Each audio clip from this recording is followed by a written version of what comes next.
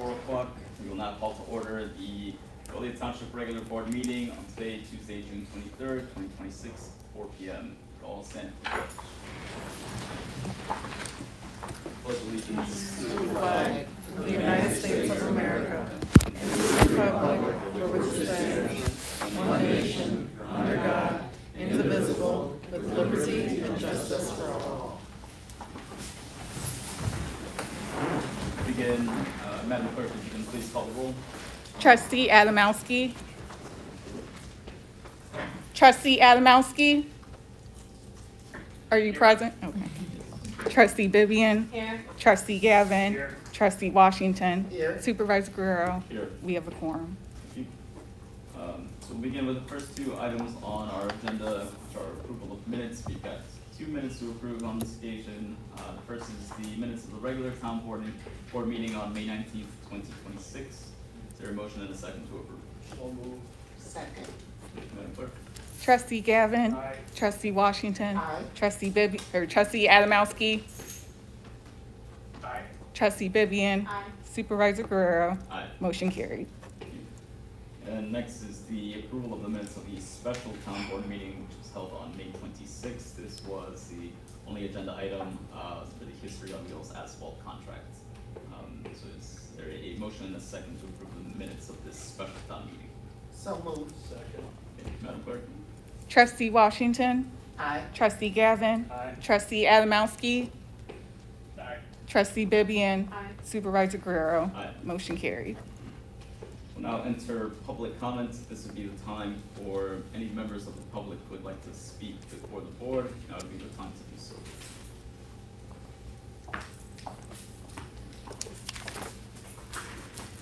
Mr. Cody.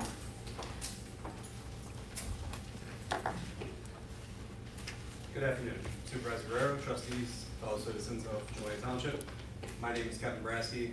I am a resident of Joliet Township, committeeman for Joliet 37, and treasurer for the Joliet Township Republican Organization. Today, this board's going to vote on a budget proposed by the administration. As a taxpayer whose hard-earned dollars help fund this government, I urge the trustees to vote no on the proposed budget. Once again, the administration is proposing a budget that spends more money than it takes in. With expenditures exceeding revenues, this budget represents fiscal irresponsibility and places the township on an unsustainable path. For the citizens of Joliet Township, this is unacceptable. Families throughout our community are dealing with rising taxes, inflation, increasing cost of living, and they are expected to live within their means. The government should be held to the same standard. According to the proposed budget, the township begins the fiscal year with a balance of $585,777.84 and is projected to end with just $280,477.84. That means this administration is planning to operate at a loss of more than $305,000. That is assuming there are no unexpected expenses along the way. The taxpayers also deserve greater transparency regarding how their money is being spent. Within the administration fund expenditures lines, there are 2 significant line items that raise questions. Under contractual services, professional fees account for $350,000. On other expenditures, interfund transfers account for an additional $650,000. Together, those 2 categories represent $1 million in spending, yet the budget provides little explanation of exactly how those funds will be used. Taxpayers have a right to know where their money is going and why. The citizens of Joliet Township deserve a budget that is transparent, accountable, and fiscally responsible. I urge this board to reject this proposal and return with a budget that lives within its means, cuts spending, and respects the taxpayers who fund this government. Thank you for your time and consideration. Anyone else for public comments? I will mention that later on the agenda we have our public hearing. So if anybody would like to speak on the issue of the budget and appropriations ordinance, it would actually be more suited to speak under the public hearing section. So public comments, if there's anybody who would like to speak on any other agenda items. Once, twice. Seeing none others, we will close public comments, and we will now enter public hearing for the general town fiscal year 2026-27 budget and appropriations ordinance number 423, 2026. So this budget ordinance proposed has a total of appropriations of $4,115.53. We did hold our public hearing 1 month ago previously to discuss in detail the fiscal year 26 and 27 budget. We took feedback then. I can say with certainty that we are passing a balanced budget. We have made significant steps to reduce expenses. That has been very open with the public at several of our past meetings. We've had multiple ordinances that this board has approved that ratified eliminations of positions and take several steps towards making a balanced budget. So, are there any questions from the board regarding this ordinance number? Question for our legal, in a sense, correct me if I'm wrong, but in short summary, we have a legal obligation to pass a balanced budget. That's correct. We're essentially not able to pass a budget that is not balanced. That's correct. Any comments from our board? Just that, as you stated, there was a very detailed presentation at the community The annual meeting. annual meeting, and PowerPoint even with how the money was being spent. So it has been very open to the public, and I'd like to say not a lot of the public attended, but those that were there had their questions answered. So it has been a very open process. Yeah. So, again, something we take very seriously. Above all else, that is our primary function as an executive and board of trustees. Our primary function is to pass a balanced budget, and we have taken several steps to get to that point. Sure.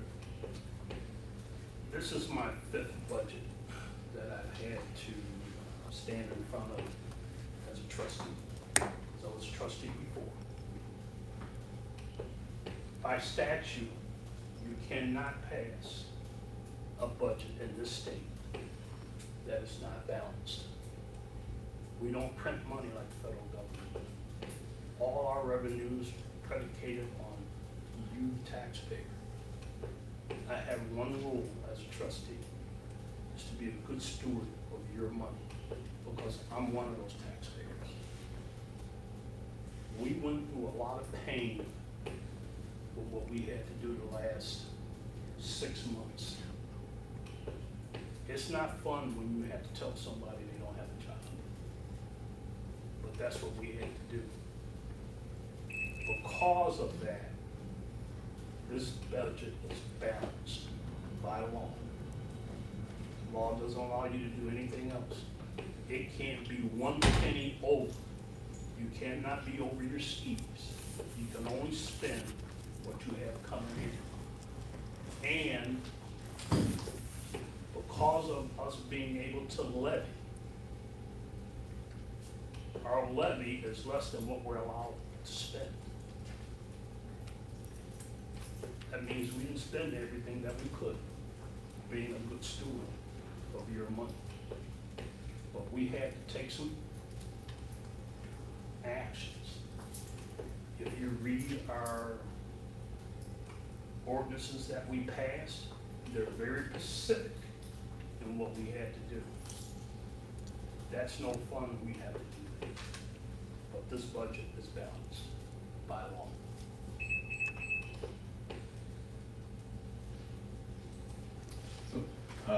Yeah, I've discussed at length at several meetings past, the steps we've taken, staff reductions, temporary halting of the programs that we've offered, really ensuring that out of every dollar that we've collected through the tax levy, that we are committed to service. Again, this is it's hard to wrap up in a few minutes when we've been discussing this for the last 6 months at least. As we stated, we will we'll end this year in a positive balance. We're on a positive trend. I think it's reasonable to say that there was some spending that we have since cut down, and we're on a positive trend towards not only ending with a positive balance, but restoring our rainy day fund to make sure that we have about 3 to 6 months worth of operating costs in reserves. We're also taking several steps to consolidate our properties. We've consolidated third-party contractors, eliminated some redundant services. So it's just quite a lot that we've done as a board to get to that aspect. If there is no further discussion, I would ask if there is a motion and a second to approve ordinance number 423, 2026, general town fiscal year 26-27 budget. So moved. Second. Okay, Madam Clerk? Trustee Gavin, Aye. trustee Vivian, Aye. trustee Adamowski, Aye. trustee Washington, Aye. supervisor Guerrero, Aye. motion carried. Thank you. Next, kind of a partner item to this, the road district budget and appropriations ordinance number 2026-01. Let's see if it's in room. I see him here. Just in quick summary then, so while the road district in a sense operates independently, their budget is still overall seen by this board for us today. Total appropriations for the road budget are $2,296,152. Very similar to our general town budget, this road district proposed budget has been available online for 30 days. There have been physical copies available at our front desk. I've shared copies of both of the proposed budgets with a few community members.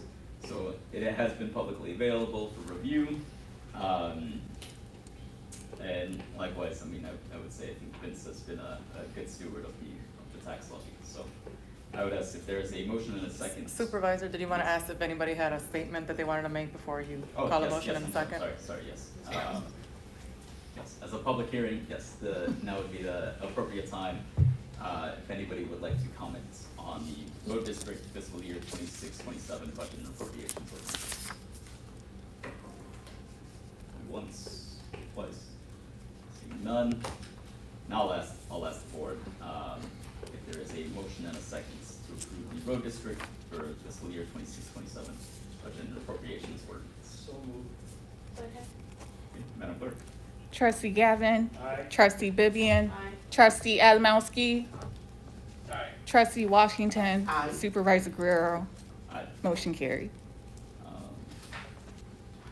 Well, continuing on with new business, then so we can, I think we held a vote during the public hearing, so we can just move right ahead to our next item of new business. My apologies. So the next item under our new business would be approval for proclamations. We have 3: Caribbean American Heritage Month, we have Caribbean American Heritage Month, Immigrant Heritage Month, Two-Spirit LGBTQIA+ Pride Month, and Gun Violence Awareness Month. Has everyone had a chance to review the proclamations as put forth? And I'll ask if there's a motion and a second to approve, motion and a second to approve the previously mentioned proclamations. So moved. Second. So I believe that's motion by trustee Vivian and a second by trustee Gavin. Madam Clerk? Trustee Vivian, Aye. trustee Gavin, Aye. trustee Adamowski, Aye. trustee Washington, Aye. supervisor Guerrero, Aye. motion carried. Thank you. We'll hold some time at the end. I know we've got some guests in the audience who might want to share a few words on some of those proclamations. Up next, a honorary resolution in recognition of the 135th anniversary of St. Joseph Catholic Parish. Has everyone had a chance to review this item? Yes. And then I would ask for a motion and a second to approve. So moved. Second. Madam Clerk? Trustee Washington. Aye. Trustee Gavin. Aye. Trustee Adamowski. Aye. Trustee Vivian. Aye. Supervisor Guerrero. Aye. Motion carried. Just for the sake of the flow of the meeting, I think let's continue through the voting items, and then we'll have our guests come up at the end here, if that's all right with everyone. Thank you. Up next would be Resolution 2026-12, authorizing the sale or disposition of certain surplus personal property belonging to Joliet Township from the CBI Behavioral Health Program. In summary, this was a grant-funded program. That grant is coming to its conclusion. As such, we'll have some inventory in our possession that we won't have use for, but some of our staff who are departing would be interested in some of those materials. So this gives us the authority to be able to sell or dispose of some of those surplus items. Is there a motion and a second? So moved. Second. Okay, Madam Clerk? Trustee Gavin. Aye. Trustee Vivian. Aye. Trustee Adamowski. Aye. Trustee Washington. Aye. Supervisor Guerrero. Aye. Motion carried. And finally, under new business, we have the termination of an intergovernmental agreement between Joliet Township and the Village of Rockdale. This is in reference to our animal control service. Animal control is one of the programs that has likely, been under review. We've gone through some restructuring and looking to make that work a little bit more efficiently. So under the recommendation of staff, we are we've lost. He's still on the computer, so I think we've just lost him on the screen. As I was saying here, this is just a recommendation to terminate the intergovernmental agreement between ourselves and the Village of Rockdale for animal control services. Is there a motion and a second? So moved. Second. Madam Clerk? Trustee Gavin. Aye. Trustee Washington. Aye. Trustee Adamowski. Aye. Trustee Vivian. Aye. Supervisor Guerrero. Aye. Motion carried. Again, just to have to kind of keep the meeting going, that Trustee Adamowski is in a bit of a time crunch here. So I'm going to ask to have reports moved to the end. We'll continue with voting items. First would be we'll move into our financial voting items, approval of receipts. For this month of May 2026, we have cash receipts totaling $842,900.20. Is there a motion and a second to approve? So moved. Second. Okay, Madam Clerk? Trustee Gavin. Aye. Trustee Washington. Aye. Trustee Adamowski. Aye. Trustee Vivian. Aye. Supervisor Guerrero. Aye. Motion carried. Thank you. Finally, we'll just kind of continue through with the approval of expenditures and bills. We'll go through these per fund. In the general town fund, we'll find disbursements, or expenditures totaling the amount of $396,800.90. Is there a motion and a second to approve? So moved. Second. Okay, Madam Clerk? Trustee Gavin. Aye. Trustee Vivian. Aye. Trustee Adamowski. Aye. Trustee Washington. Aye. Supervisor Guerrero. Aye. Motion carried. Thank you. Under our capital fund for the month of May, that has expenditures totaling $20,628.36. Is there a motion and a second to approve? Second. Okay, Madam Clerk? Trustee Vivian. Aye. Trustee Gavin. Aye. Trustee Adamowski. Aye. Trustee Washington. Aye. Supervisor Guerrero. Aye. Motion carried. Under our general assistance fund, that is disbursements totaling $16,269.02. Is there a motion and a second to approve? So moved. Second. Okay, Madam Clerk? Trustee Gavin. Aye. Trustee Washington. Aye. Trustee Adamowski. Aye. Trustee Vivian. Aye. Supervisor Guerrero. Aye. Motion carried. Okay, moving right along to our road and bridge fund, for the month of May, disbursements were $191,455.95. Is there a motion and a second to approve? So moved. Second. Okay, Madam Clerk? Trustee Gavin. Aye. Trustee Vivian. Aye. Trustee Adamowski. Aye. Trustee Washington. Aye. Supervisor Guerrero. Aye. Motion carried.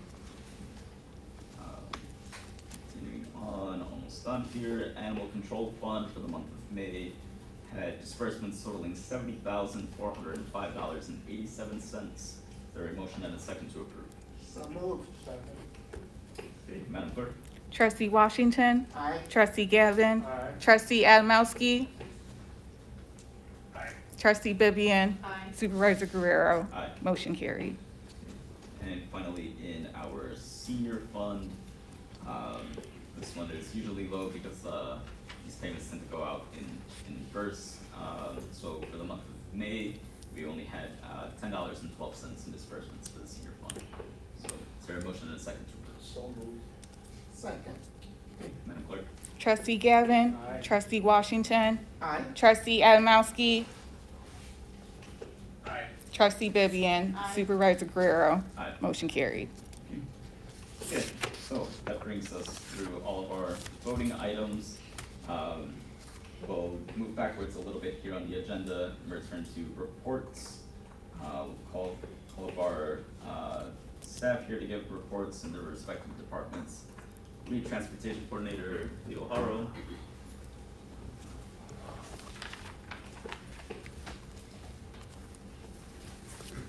Good afternoon, everyone. For the month of May was kind of slow for us, but we managed to complete 442 trips. We also passed the phase drug and alcohol audit. We have to do that every single year. We passed the vehicle inspections. All vehicles are good. We keep good records of everything we do, just in case this is possible that with this audit, you can get selected by the best. Making sure that we have everything on record, all vehicles are all in service. Any questions for Leo? Thank you. Thank you. Thank you. Our General Assistance Director, Patricia Venziano, not at 10 today. It is her birthday. Happy birthday, Patricia. She did provide a written report, so I'll go through some of the highlights very quickly.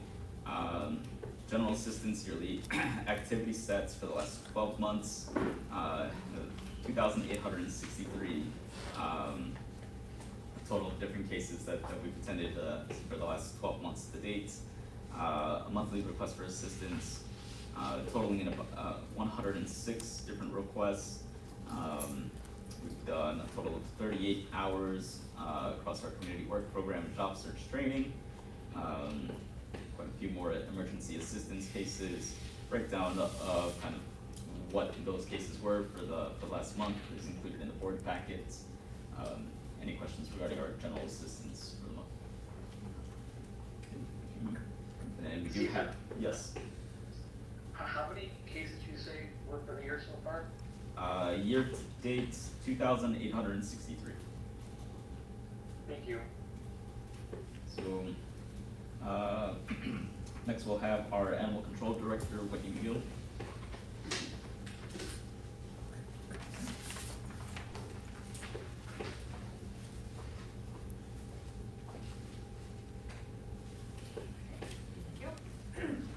Our Animal Control Department remained actively engaged in professional development and community outreach throughout the month of May.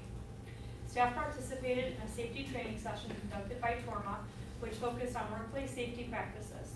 Topics included the proper use of personal protective equipment, safety goggles when handling chemicals, hearing protection in our kennel areas, and the appropriate use of specialized equipment such as cat-fight gloves and rabies snare poles. The team also attended a training focused on safely handling fractious and behaviorally challenging dogs in the shelter environment. This training provided staff with valuable techniques to improve both animal welfare and employee safety. Felisa and I attended the Prairie States Animal Welfare Conference hosted by the Illinois Animal Welfare Federation. The conference offered educational sessions on a variety of topics, including volunteer integration, animal forensics, safe animal handling practices, team building, and addressing the mental health crisis faced by animal welfare professionals. The information gained will help strengthen our operations and enhance the services we provide to the community.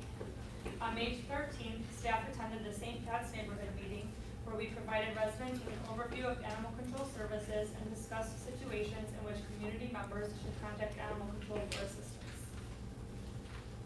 Thank you. Any questions for me? Thank you. Finance Director Ivan Diaz, come forward.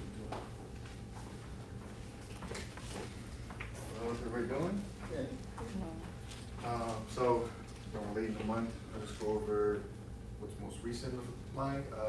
We had our auditors here, early in the month. In June, they were here 3 days, 2.5 days. So they were in here, and I know it was hot everywhere else, so they chilled in here, everything's good. I still need to get a couple things to John, but we're for sure gonna be earlier than last year. Most likely won't need the extension, so that will be wrapped up by September. I want to just speak on the budget item. I know it's passed. Just want to give some summary points of what I spoke on last month.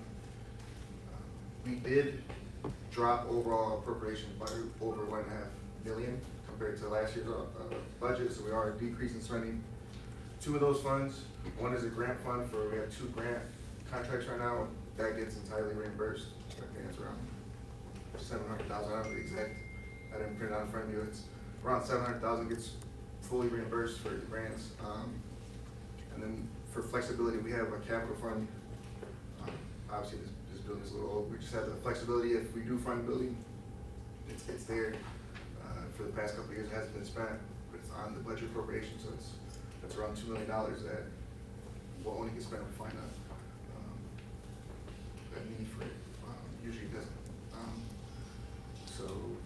And I just want to address the interfund transfers. That's not, so the budget is per fund. There's other funds there. The one that it mainly gets all the money from General Town is Animal Control. So Animal Control doesn't have a levy, so they rely on General Town's contribution, which is just us transferring to that. The reason it's separate is just so we can track it better. But those interfund transfers, it's kind of going, it's expenses on General Town, but it's income for Animal Control Fund, so it's not, you know, it gets spent if Animal Control uses it. And Animal Control, you know, always runs in a deficit. It's a service. It's not a profit business. It's not gonna, you know, we're not gonna make money servicing animals. So that's where the interfund transfers go to. But yeah, we did overall drop by over 1.5 million in spending appropriation. So I believe it's a really good sign. If there's any questions? Good job. Just to really quickly expound on that, I think so. To put it in very simple terms, for our residents, it's the multiple funds. We've got 6 different funds across the township. Essentially, like having 2 different personal bank accounts, right? So you've got a savings and a checkings, and you might have a secondary checking account that you have automated payments coming out of that every month, right? And for your personal tracking purposes, you know that these bills are being paid out of this account specifically. Every now and then, you might take from your primary accounts and move over $1,000 because you know that your 6-month insurance bill is coming up. So you might move $1,000 from one personal checking account to another because you know that you're anticipating that cost. Essentially is correct. And also what the inter-fund transfers are. Also, it's also more beneficial to keep it in the larger account. We get a higher interest rate on those larger accounts. So Animal Control doesn't usually keep a large balance, so I just transfer it as necessary. Earns us a little bit more interest, but I mean, everything matters, right? So, and as for that imbalance, that is a note, but usually I've never seen it where we end up at the actual ending, so we never spend the fully allotted amount. I mean, we have to allot it just in case we, you know, but we usually end up 99% of the time with more than the ending balance on the budget, so. Any other questions for? Thank you. Thank you. Thank you. I don't believe our highway commissioner was able to join us today. Tyler is attending a meeting he told me where he is. He's out of town on violence prevention, community convening affairs. So remember what it was? At Governor's State University. We do have Haiti Martinez Rosales, who is our lead of our behavioral health team.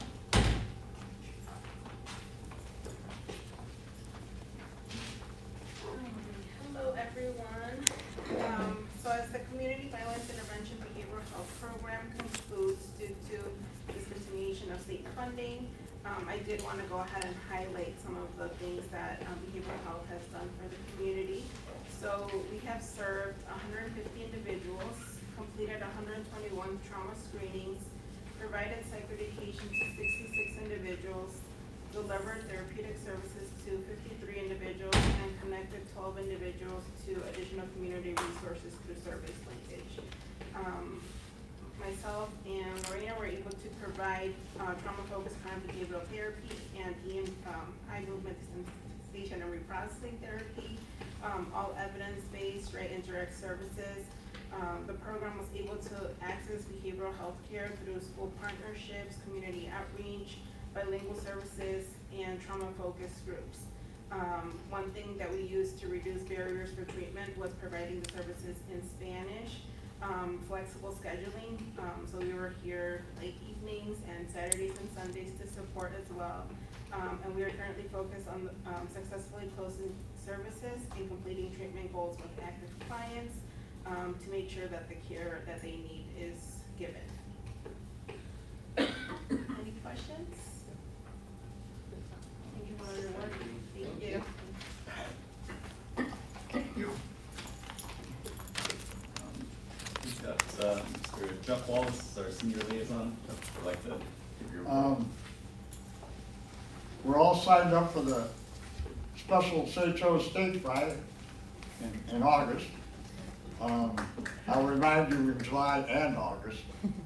And one of my senior meetings, Caesar actually was a speaker at one, and all he did was talk about the services that we provide for our community, brought flyers, took questions.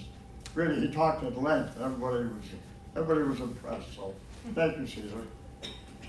And I started talking about the upcoming senior grant applications that should be coming out sometime in August.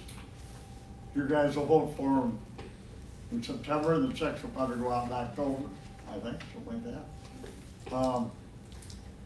One thing I've learned since I've been doing this for quite a while, certain topics that certain groups talk about that I think it might be interesting to other senior groups that I go to, I tell them, and I'm just like, because I have several people that belong to multiple groups. So when I hear something that's good or bad, I try to tell it my other groups and let them run with it and see what they think. And the last thing is, the Moose Seniors, not the club, just the Moose Seniors groups that I attend, they put on a pork dinner every other month. And they have about 15, 16 volunteers that don't get paid. And the money that they get is like tips, and people donate like food, like desserts and that. And that pays for their pizza volunteer party once a year. So the people that work these 6 months, it was a couple weeks ago, they had a pizza bar, and they invited me. And I said, well, I don't work. He said, yeah, but you're one of us, and just come on. So, anyway, that's my report. Anybody has any questions, just ask me.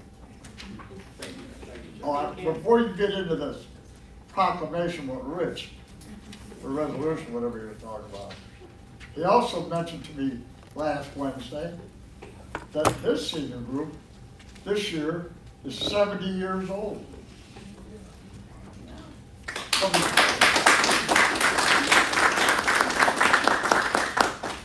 So I thought I'd throw that out.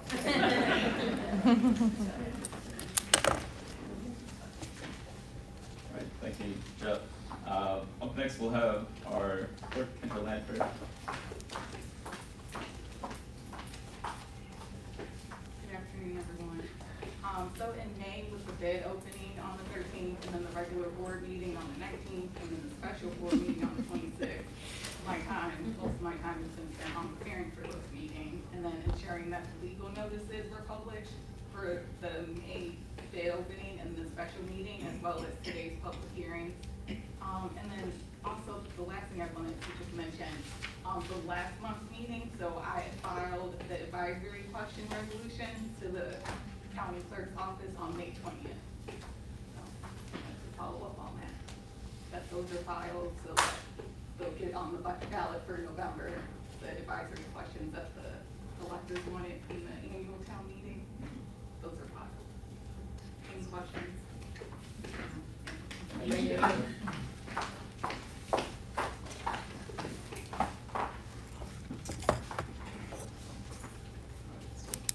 Everyone, thanks everybody for being here. I think this is probably some of the best turnout we've had for a board meeting in quite some time. Appreciate everybody sticking with us as we kind of adjusted the order a little bit here. So just a quick recap of some of the things that we've done in the last few weeks, in the last month or so. We just last Friday, the History on Wheels had their ribbon cutting ceremony. We were able to dedicate the repaving of their asphalt parking lot there. So I know Trustee Adamowski was there, Trustee Washington, myself, quite a few different community members. Really good time that was had there. We're very excited for the future of the sites. If anybody's driven past there on Jackson Street, you've seen just the physical transformation of the space. Very optimistic for seeing the full scale opening of that museum. So again, we want to commend Luther Johnson and his whole team for the work that they've been doing at the African Descendants Military History Museum, first of its kind. It'll be right here in Joliet. We also made a couple of visits, as Jeff mentioned. I stopped by Second Baptist Church 2 Saturdays ago, spoke with the senior group there, and had a lot of good questions about the services that we had offered here at Joliet Township. And just, they did mention, as I spoke to them, that we may be in the markets, for consolidating our buildings and our locations. They very much would like it for us to kind of stay close. So they made mention that it's very key that essential services stay in a space that's accessible to them here for our East Side residents. So, and then just a little act of service here. Friendship Church is on 2nd Avenue. Had been contacted by them that their micro pantry had been raided by squirrels time and time again. Oh my goodness. So when I got there, the wooden door frames had been all chewed up. So between myself and another anonymous resident, he's shy, doesn't want to be named. But between myself and him, we were able to kind of fix up that micro pantry there. And so we tried to reinforce it a little bit to make sure the squirrels don't get back in. I just want to mention, again, thank you to everybody who has been a part of these last few events. Thank you to our clerk. I know that the bid process for the asphalt paving was a lot to handle. So we had some curveballs thrown our way and trying to make sure that everything got in on time. So thank you to Kendra for her diligence on that matter. And I know we have a few guests in the audience here. At the very start of the month, June 1st, we had the raising of the pride flag. I see some of the members of the Pride Network are here. You may have noticed that I did raise a fresh flag, as that one was getting a little bit torn. So there's a fresh US flag and pride flag as well. So with that, I think that's a good segue. We kind of glossed over the proclamations here, but I do think we're in good time. So if you'll allow me, I'd like to read the proclamations and then our resolution for St. Joseph. I'd like to read those into the record. And as we go through those, we'll have some members of the audience if you'd like to share a few words with respect to each one. Give me just a moment here.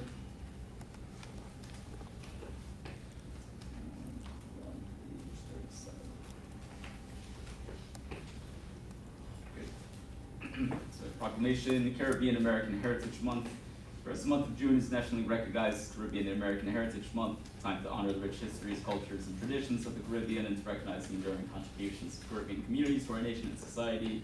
Whereas 2026 marks the 20th anniversary of the national observance of Caribbean American Heritage Month, commemorating 2 decades of celebrating the achievements, leadership, and impact of Caribbean Americans in shaping the social, cultural, economic, and civic fabric of the nation. Whereas the Caribbean is home to 13 sovereign island nations, including Antigua and Barbuda, the Bahamas, Barbados, Cuba, Dominica, the Dominican Republic, Grenada, Haiti, Jamaica, St. Kitts and Nevis, St. Lucia, St. Vincent, and the Grenadines, and Trinidad and Tobago, each rooted in its own powerful history and cultural identity, while collectively reflecting the diversity, resilience, and global influence of the Caribbean region. Whereas the history of the Caribbean is marked by legacies of resistance, self-determination, and revolutionary struggle against slavery, colonialism, and economic exploitation, from the maroon communities that defied imperial rule to labor uprisings and independence movements across the region.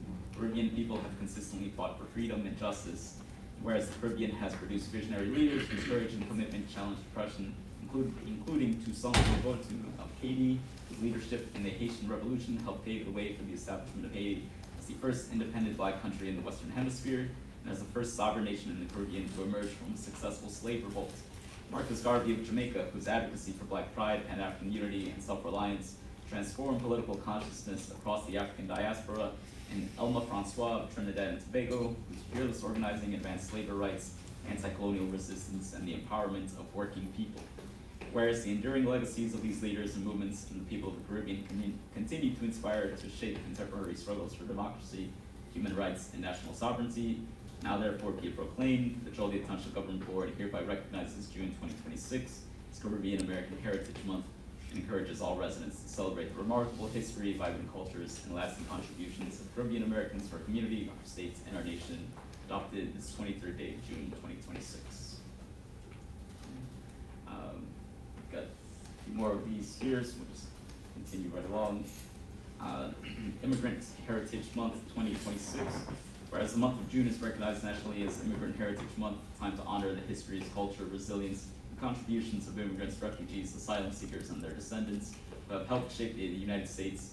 Whereas Immigrant Heritage Month was established to uplift the stories of individuals and families who have come to this nation from around the world, often seeking safety, dignity, freedom, and opportunity, and whose experiences are deeply woven into the history and identity of this country. Whereas immigrants, refugees, and asylum seekers are essential to the strength, prosperity, and character of this nation, enriching our culture, sustaining our economy, and strengthening communities across the country through their innovation, labor, civic participation, and leadership. Yet despite these contributions, many continue to face significant barriers for legal protections, healthcare, education, housing, and language access. Whereas while the United States has long been seen as a beacon of possibility for people seeking safety, freedom, and a better future, our immigration system remains outdated, overly complex, and too often marked by obstacles that deny opportunity and undermine basic human dignity. Making changes to the system necessary in order to create accessible pathways to citizenship, keep families together, protect the rights of workers and asylum seekers, and ensure that our laws meet the economic and humanitarian needs of the 21st century. Whereas meaningful immigration reform is not merely a policy choice, but a reaffirmation of our nation's highest ideals of equality, opportunity, and the belief that all people, regardless of immigration status or country of origin, deserve to live free from discrimination, fear, and injustice, to be treated with fairness and respect under the law. Whereas immigrant rights are human rights, and it is the responsibility of our communities to foster inclusion, protect the dignity of immigrant, refugee, and asylum-seeking families, support policies and practices that advance equity, safety, and opportunity for all. Now therefore be it proclaimed, the Joliet Township Government recognizes June as Immigrant Heritage Month, and calls upon all residents to honor the lived experiences and contributions of immigrants, refugees, asylum seekers, and their descendants, to stand in solidarity with these communities and uphold the commitment to building a just, welcoming, and equitable society where all people are valued, respected, and protected. Adopted this 23rd day of June 2026.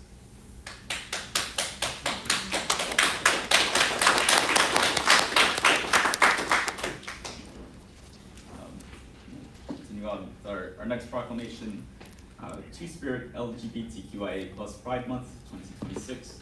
Whereas the month of June is nationally recognized as 2S LGBTQIA plus Pride Month, honoring the histories, identities, resilience, and contributions of two-spirit, lesbian, gay, bisexual, transgender, queer, or questioning, intersex, asexual, and additional diverse identities represented by the plus. Whereas Pride Month commemorates the historic events of June 1969, the Stonewall Inn, where LGBTQIA plus individuals stood against discrimination, police violence, and systemic injustice, sparking a movement that continues to advance equality, dignity, visibility, and human rights for all people. Whereas the term Two-Spirit recognizes and honors Indigenous people who embody diverse gender identities and roles within their communities and cultures, reflecting traditions and understandings of gender and identity that existed long before colonization. The inclusion of 2S within 2S LGBTQIA+ acknowledges the importance of Indigenous visibility, cultural respect, and inclusion within the broader movement for equality and justice. Whereas visionary LGBTQIA+ leaders and movements have shaped the nation and advanced justice, visibility, representation, and equality, with legacies including but not limited to the leadership and advocacy of Harvey Milk, one of the first openly gay elected officials in the United States, Bayard Rustin, a key organizer of the civil rights movement and advocate for justice and equality, Audre Lorde, whose work challenged racism, sexism, homophobia, and injustice, James Baldwin, whose writings gave voice to the intersections of race, sexuality, and identity, Marsha P. Johnson, and Sylvia Rivera, whose activism helped ignite and sustain the modern LGBTQIA+ rights movement, and countless community leaders, advocates, artists, and organizers who continue to advance equality and inclusion for future generations. Whereas 2S LGBTQIA+ individuals have strengthened every facet of society, including public service, education, healthcare, science, business, arts and culture, advocacy, and civic leadership, while continuing to contribute to the growth, creativity, and well-being of communities across the nation. Whereas despite significant progress towards equality and recognition, many 2S LGBTQIA+ individuals continue to face discrimination, violence, barriers to healthcare, housing insecurity, social stigma, and attacks on their rights and identities, particularly transgender and non-binary individuals, demonstrating the continued need for advocacy, protection, and inclusion. Whereas Pride Month serves as an opportunity to celebrate resilience, honor those whose lives have been lost to hatred and violence, recognize the ongoing pursuit of equality, and reaffirm a commitment to building communities where all people are valued, respected, supported, and empowered to thrive. Therefore, be it proclaimed that the Joliet Township Government Board hereby recognizes June 2026 as 2S LGBTQIA+ Pride Month, and encourages all residents to celebrate the histories, identities, and contributions of 2S LGBTQIA+ communities, while reflecting on the importance of inclusion, dignity, equality, and unity in strengthening our communities together. Adopted this 23rd day of June 2026. We have any members from public who would like to come forward and speak on this item. I think we have some representatives from the right now.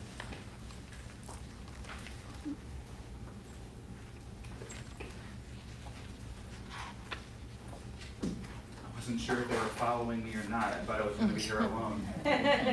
I'm Jeff Gregory. I'm the president of the Joliet Pride Network, and behind me I have Tracy Ritter, who's a member of our board, and Jerry Camacho, who is our finance committee chair. And it's not lost on us how lucky we are to live in a township like ours.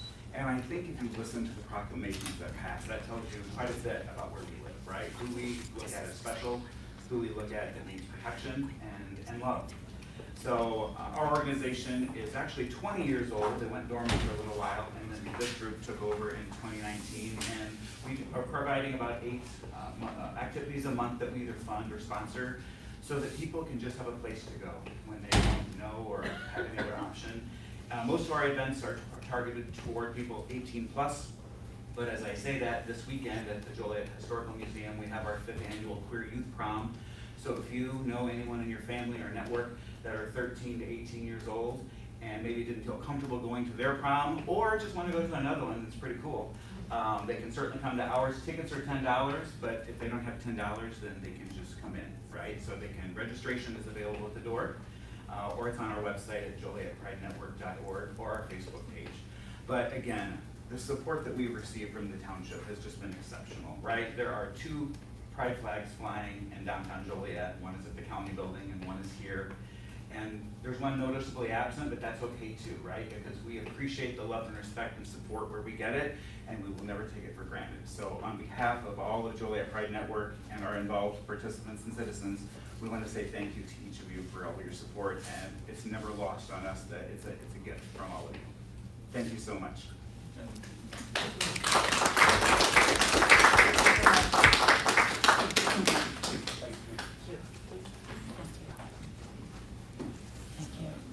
Got one more proclamation here.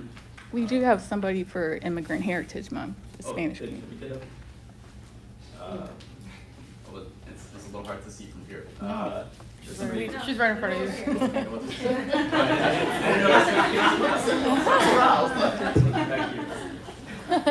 I'm so sorry, let's go ahead. It's okay. Hello, everybody. My name is Luz Aranda, and I am the lead community organizer at Spanish Community Center. I am the honor to be here today in support of this Immigrant Heritage Month proclamation and to celebrate the strength, resilience, and contributions of immigrant communities throughout our nation and here in our community. As an immigrant myself, this work is not simply my profession, it is my life's purpose. I understand firsthand the challenges that many immigrant families face, navigating unfamiliar systems, overcoming language barriers, living with uncertainty, and searching for opportunities while carrying the hopes and sacrifices of those who came before us. These experiences have shaped my commitment to ensuring that others have access to the support resources and opportunities that every person deserves. At Spanish Community Center, we have proudly served our community for decades, and with the belief that every individual deserves dignity, respect, and the opportunity to thrive. Every day we work alongside immigrant families by providing immigration services, educational opportunities, workforce development programs, family support services, advocacy, and community engagement initiatives. More importantly, we serve as a trusted space where individuals and families can find hope, guidance, and belonging. This proclamation is especially meaningful because it recognizes what we witness every day. Immigrants are an essential part of the fabric of our communities. Their stories are stories of courage, determination, determination, innovation, and love. Immigrants strengthen our communities, enrich our culture, contribute to our economy, and help build stronger communities for future generations. Their contributions can be found in our schools, our businesses, our places of worship, healthcare systems, and community organizations. They are our neighbors, coworkers, friends, and family members. As this proclamation acknowledges, many immigrant families continue to face significant challenges and barriers despite their countless contributions. This is why our commitment cannot end with recognition alone. We must continue building communities that are welcoming, inclusive, and equitable. We must continue advocating for policies that keep families together, expand opportunities, protect human dignity, and ensure that every person is treated with fairness and respect. So today, I stand here not only as a community organizer, but as somebody whose own journey has been shaped by the opportunities that others created and helped with. I am grateful to be part of an organization that believes in the power of potential in every individual, regardless of where they were born or what language they speak. On behalf of Spanish Community Center, I would like to thank Township for issuing this Immigrant Heritage Month proclamation and for recognizing the invaluable contributions of immigrants, refugees, asylum seekers, and their descendants. This proclamation sends a powerful message that every member of our community deserves to be seen, valued, and treated with dignity. Together, let us honor the spirit of this proclamation by continuing to build a community where all people are welcomed, respected, protected, and empowered to succeed. Because when immigrants thrive, our entire community thrives. Thank you.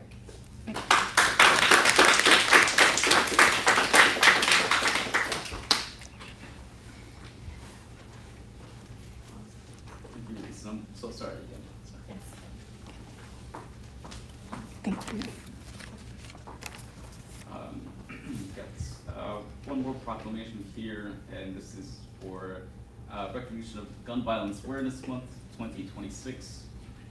So whereas the month of June is recognized nationally as Gun Violence Awareness Month, a time dedicated to raising awareness about the impact of gun violence, strengthening efforts to prevent violence in communities across the nation, whereas gun violence remains a public health and community safety crisis in the United States, impacting individuals, families, and communities through homicides, suicides, mass shootings, and unintentional shootings, with thousands of children, teens, and young adults affected each year.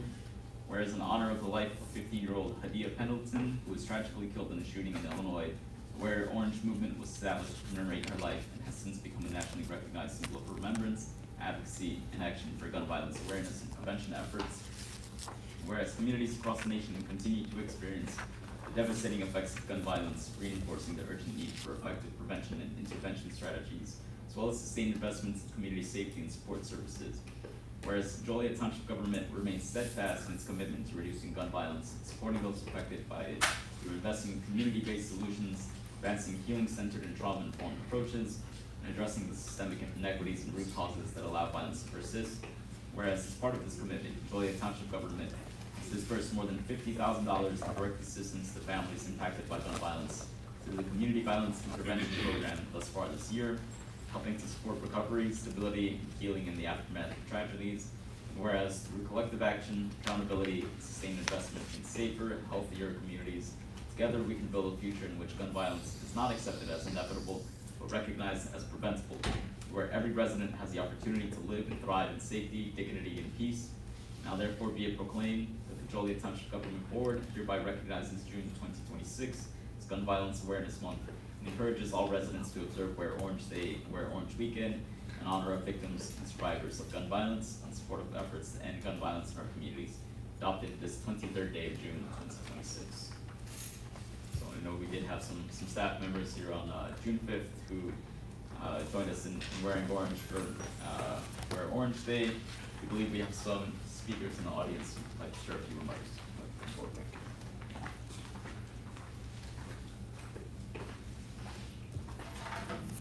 Hello, everyone. My name is Tavis Urbans, and I'm the program coordinator at Joliet Unity Movement, where our mission is building and inspiring children's lives and empowering the community. Our pillars include community service, public engagement, experience motivation, grounded education, safe fun recreation, and economic development and opportunity. Today I will be speaking about gun violence. While Joliet is frequently recognized as one of the safer cities of the size of Illinois, the impact of gun violence remains a deeply felt reality for many residents. In our community, even a single incident leads to a lasting ripple effect, causing trauma that touches families, neighborhoods, and local schools. Awareness and action in Joliet have grown significantly, largely driven by a shift toward treating gun violence as both a public safety issue and public health crisis. Through initiatives like the Joliet Township Firearm Safety Response Network and the Community Response Engagement Work Group, local leaders, social service agencies, and residents are actively working together. These programs focus on community-led violence intervention, addressing roots like trauma, economic hardship, and providing immediate flex fund, financial and mental health support to victims and families in the aftermath of the crisis. Ultimately, the data shows our community maintains strong structural safety. The ongoing grassroots awareness of efforts reflect a collective understanding. True peace of mind requires proactive, continuous care for every neighborhood. On behalf of 815 Joliet Unity Movement, we stand with everyone in our city for gun safety and violence prevention. Thank you.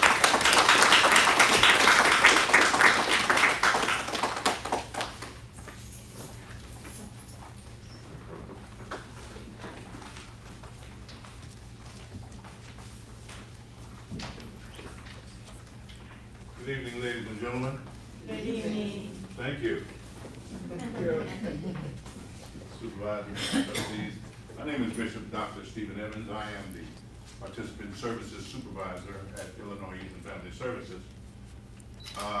When I started in community violence intervention about 4 years ago, I actually started here at the Township. I think we all are aware of the impact that gun violence has had on neighborhoods, cities, states, and our nation. So having this month recognizing the need for more is important. It certainly is not enough to cover all the work that still needs to be done, but it's a start. So I wanted to say thank you to the Township. We have been able to partner with them in order to get the needs of victims of gun violence and their families met. And through the flex funding, we have been able to help many, many victims here in our city and in the Will County area. And that does not just include gun violence, that also includes stabbings, domestic violence, sexual assault, all those kind of things. So whatever we can do to help, we are boots on the ground, we are out there daily We have street outreach that are out there in neighborhoods and testing the temperature of various neighborhoods, making contact with high-risk individuals. And when something happens, we mobilize immediately to try to make contact with those families and see what we can do to help. But not only help, we want to change some young people's minds, because I don't want them to have to go through what I went through in my life. Just to say this for you, I've not always been a bishop. Take that for what it's worth. But I thank God that He spared my life and allowed me to do what I do. I've done this kind of work for over 40 years. So when this opportunity arose to do something that I love and get paid for it, that was a win-win situation for me. So I enjoy what I do, and I appreciate the opportunity to do it. Shanette Mitchell is my #1 victim advocate. She is my little pit bull. When a victim needs some services, she will leave no stone unturned to make sure that their needs are met. So I wanted her just to share some things that she's done, been able to work with Township has done. Hello, everybody. Good evening. I would just definitely like to thank Township, Caesar, and I've been really working close with Tyler. The Flex Fund has went from 60 to 200%. So give them a round of applause for that. A year ago, we all, I guess we can agree, Caesar, we were in a shaky, you know, as he said earlier, the roles changed, people lost positions. We couldn't quite get it right, but I can honestly stand up here today and say we have gotten it right. The turnover, when we do have victims, I turn in an application, and it's a 24-hour to 48-hour turnaround. It's actually been a 72-hour turnaround where we get them groceries, bills paid. So this helps the people of gun violence in our community be able to grieve, be able to take off work, and still know that their rent get paid, their bills get paid, and the children have food in their mouths. So I would like to give them another round of applause, because maybe I've spent probably almost $50,000 within probably like 9 months on families, safe housing, rental payments, groceries, and I'll tell you, I'll make sure they eat if not nothing else, bills, car notes, to get kids back and forth to doctors, and things like that. So as we continue our work to reduce violence and support those impacted by it, let us remember that healing requires a community effort. Prevention, intervention, advocacy, and support must we work together and continue this journey. If we're going to create safer neighborhoods, brighter futures for our children and families. So once again, Township, I would really like to thank you. Our work isn't done, but I'm here boots on the ground with you. I can continue helping families heal. Thank you.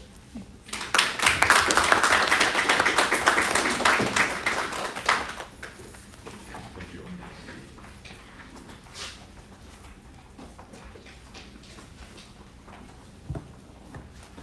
So we've got one more just to close this out here. The St. Joseph Catholic Parish, thank you for your patience. We're just on an hour here into our meeting. So finally, we'd like to recognize, give me just one moment here. We'd like to recognize St. Joseph Catholic Parish on achieving their 135th anniversary. Whereas the officials of Joliet Township wish to recognize and celebrate St. Joseph Catholic Parish on the occasion of their 135th anniversary, whereas St. Joseph Catholic Parish, located at 416 North Chicago Street in Joliet, Illinois, was founded on May 12, 1891 to serve the growing Slovenian immigrant community, and has since remained a spiritual home for generations of families, while preserving its cultural and religious heritage. Whereas the parish's first pastor, Reverend Francis Susterci, arrived from Slovenia and celebrated the first Mass on the day of the parish's founding, marking the beginning of a faith community that quickly grew and established in its first church in 1891, later expanding into its current church completed in 1905. Whereas St. Joseph Parish continues to be led by Reverend John Hornacek, 13th pastor, and Reverend Roger Fitzner, pastoral vicar, building upon a long tradition of pastoral leadership and service to the community. Whereas through St. Joseph's School, which operated from 1895 to 2010, the parish educated more than 4,200 students and contributed to the formation of generations of civic and community leaders, including a notable World War II effort in which students raised funds through war bonds to support the war effort. Whereas the parish continues to serve as a center for worship, fellowship, and community life through its ministries, service organizations, and outreach efforts, including support for local food assistance programs and community-based charitable initiatives. Whereas St. Joseph Parish provides lasting community value through its facilities, including St. Joseph Park Hall, athletic fields, and gathering spaces that continue to host social, cultural, and community events for residents of Joliet and surrounding area. Whereas the parish has preserved its historic church through significant restoration efforts, including a major interior renovation completed in 2005 and the addition of exterior lighting in 2026. Efforts that reflect the parish's commitment to maintaining its sacred space were recognized with the Historic Preservation Award. Whereas for 135 years, St. Joseph Parish has strengthened the Joliet community through faith, service, education, and cultural heritage, while shaping generations of parishioners who continue to contribute to civic, professional, and community life. Whereas, although founded to serve the Slovenian community, St. Joseph Parish today reflects a diverse and welcoming congregation united in faith and committed to worship, service, and community. Now therefore be it resolved that the officials of Joliet Township do hereby recognize and congratulate St. Joseph Catholic Parish on the occasion of its 135th anniversary and extend sincere appreciation for its enduring contributions to the spiritual, cultural, and civic life of the community, approved by the Joliet Township Board of Will County, Illinois, on this 23rd day of June, 2026.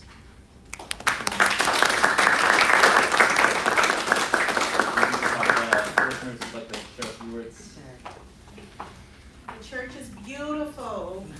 Thank you. All right, well, hello, everybody. A lot of our parishioners are here, so they already know me, but those of you that don't, my name is Mary Laura Petrella, and I am here to accept the award for the proclamation, the award for St. Joseph Church, and for Father John Hornacek, our pastor, who unfortunately had a prior commitment.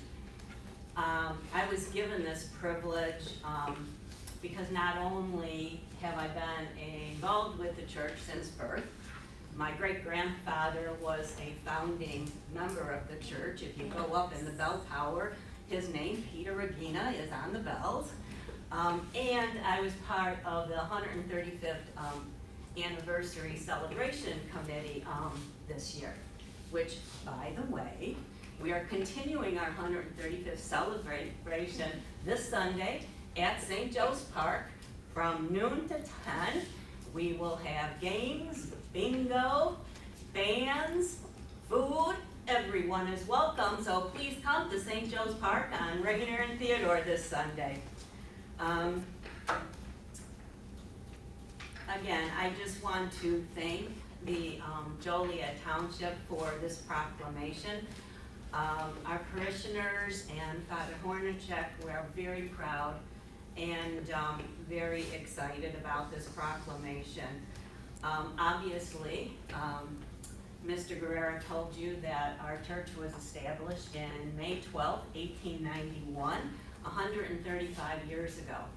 There aren't many churches that still exist and are still functioning that are that old. I think there are only two other churches that I know of, St. John's and St. Patrick's. I think they were built in the 1800s like us. But we are a functioning church. We are proud of our church. But the one thing I'd like to say about it, it's not a church just for the parishioners. It's the church that I feel, in a parish that I feel that the entire Joliet community should be proud of. We just recently, Father Hornacek put outdoor lighting on the church. We always knew that the church was beautiful, but the architectural details are just amazing. This was a picture taken by American Blue. American Blue was filming. They asked Father Hornacek, usually the lights go on at dusk and off at midnight. They asked him, please keep the church lights on so we can get a sunrise picture. And this is it. Absolutely gorgeous. But again, not only is it St. Joe's, but it's Joliet. This is Joliet. We're on television. Isn't that great? So if you guys would like this, your walls look a little spaced.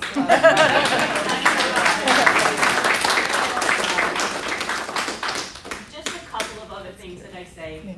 Joliet, come to our church. You don't have to be Catholic. You don't even have, to believe in anything. Come. See the architectural details, see the stained glass windows, see the murals. We have murals in our church that are the same murals that are on the railroad walls. There were, in the 1950s, 1960s, there were two sisters, Lillian Brotz and her sister Lucille Brotz-Dragobon. They were artists in Joliet. They made a lot of the murals out there. And when I tell the story, I used to say, oh, they were just local artists. And then I got a letter from a relative in California and said, they were internationally known. They went to Europe and did sculptures and murals in Europe. And they did them in Joliet. This is fantastic. We all need to be proud of this.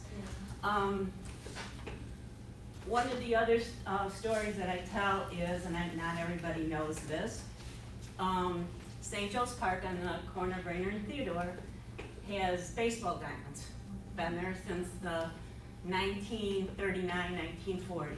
Well, prior, probably before that. But the lights came out in 1939 and 1940. And I don't know if y'all know this, but Babe Ruth threw out the first pitch. Now, these are stories I tell people. I'm not going to be around that long, okay? People need to know that Babe Ruth threw out the first pitch in Joliet, Illinois at St. Joe's when the lights came on. It is amazing, okay? So anyway, I just want to invite everybody to come to our church, look at the stained glass, look at the architectural detail, listen to the magnificent organ, listen to the music that just aerates off the walls. It's absolutely wonderful. And you're all invited. It doesn't cost anything. And St. Joe's Church is listed as number 17 on the things to do in Joliet. and come out, and again, thank you so much for the proclamation. We are very proud, and thank you again. Thank you.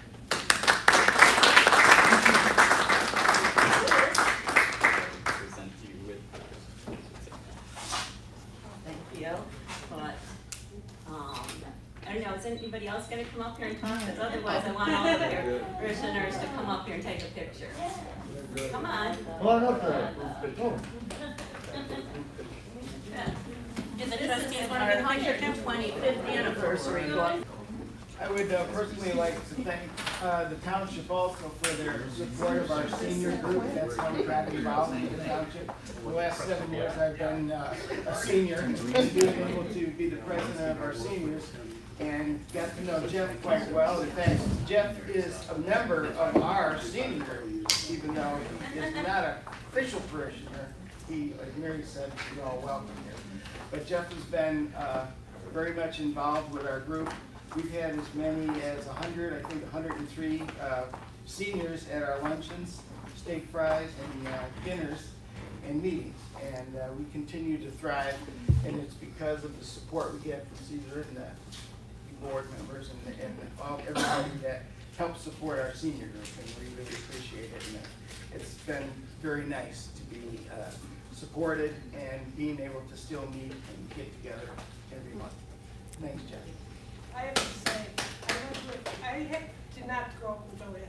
I grew up south side Chicago. Moved into Joliet in '99. I went to a completely different church for 3 years. When my granddaughter was born, her father was baptized at St. Joe's. And my daughter went there. She said, Mom, you've got to see this church. I have to say that it was the best experience. The next week we went, and I had more people come up to me and talk to me. Never in the other church I went to. I'm not saying any names. We are a friendly church. We talk, well, I talk to you.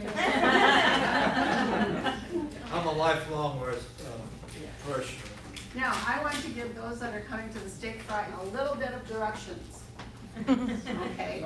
Make sure you bring your own plate and your own silverware, because as I said, I don't want to take a steak knife and cut all the way through the table on it's going through the paper plate. Bring your own seasoning. If something like doesn't need salt, bring salt. Bring whatever seasoning you want. And drinks will be provided. There will be accompaniments. There's usually potatoes, salad, bread, garlic bread, and dessert. We've had a variety of different foods, and we do also have our chef Lillian Seafon has been doing this for years. She's phenomenal, and she also makes this incredibly big bowl of mushrooms. But you, I love mushrooms on a steak. So make sure that you do come and bring some tongs too, so you don't get your fingers burned. You can't take a mistake off. All right. Thank you.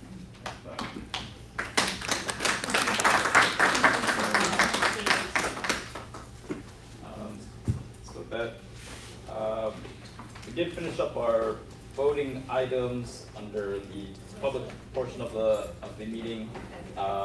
We'll be entertaining a closed session. Before that, I think we missed Bishop Evans. I think he left already, but anybody from if the Pride Night would like to come up, just to kind of round out the photos here, if you'd like, up to you guys. And then Lewis, if you'd like to come up in recognition for the proclamation as well. Just to kind of round it out, make sure we get everybody up. Where's the gavel? We don't have So one? we do need to formally call the vote for the closed session, so we'll entertain that. Is there, do we need a motion in a second? Yeah, you have to read the exception on the. Sorry. So, returning kind of just from a quick recess for our meeting, we're looking now to enter into closed session. This will be a semi-annual review of closed session minutes under Illinois Code Section 120/2C21. Is there a motion and a second for a vote to enter closed session? So moved. Second. So that's a motion by Trustee Washington and a second by Trustee Gavin. Madam Clerk? call the roll. Trustee Washington. Aye. Trustee Gavin. Aye. Trustee Adamowski. He's unmuting. Aye. Trustee Bibian. Aye. Supervisor Guerrero. Aye. Motion carried. We'll now be entering the closed session. So we're recording again. The time is 5:31 p.m. We have returned from our closed session. The last item on our public session is adjournment. Is there a motion and a second to adjourn? So moved. Second. Madam Clerk? Trustee Washington. Aye. Trustee Gavin. Aye. Trustee Bibian. Aye. Supervisor Guerrero. Aye. Motion carried.